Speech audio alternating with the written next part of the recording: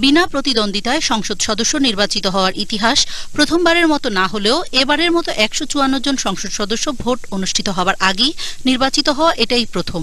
১৯৯৬ সালের নির্বাচনকে বলা হয়ে থাকে ভোটারবিহীন প্রহসনের নির্বাচন, আর ২০১৪ এই নির্বাচন হতে যাচ্ছে প্রার্থীবিহীন নির্বাচন, যা অতীত ইতিহাসকেও লজ্জা দিচ্ছে বলে মনে করেন রাজনীতি বিশ্লেষকরা।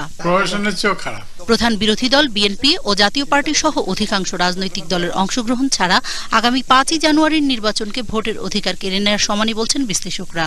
তাদের মতে নির্বাচনী সংস্কৃতিকে উপেক্ষা করে ক্ষমতার সংকট সৃষ্টি করা হয়েছে দেশে। এইভাবে যে একটা নির্বাচন হয়ে যাচ্ছে, সেই নির্বাচনটা কোনো দিক থেকেই আইনগতভাবে আপনি বলতে পারেন যে এটা সংসদ গঠিত হচ্ছে, এটা একতরফাভাবে হচ্ছে। আইনগতভাবে বৈধতা দেওয়ার যে প্রচেষ্টা, সেটাও প্রশ্নবিদ্ধ হচ্ছে, রাজনৈতিকভাবে তো হচ্ছেই।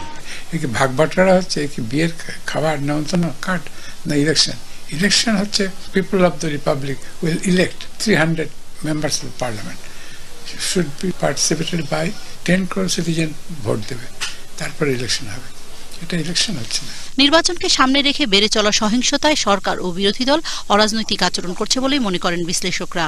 ১৫৪ জন সংসদ সদস্য ও বাকি সংসদ সদস্যরা রাজধানী কেন্দ্রিক হচ্ছে বলে সরকার রাজধানী কেন্দ্রিক হবে কিনা এমন প্রশ্নও রাখছেন বিশ্লেষকরা। রাজনীতি আইনের উৎস, রাজনৈতিক ইচ্ছাটাই আইন।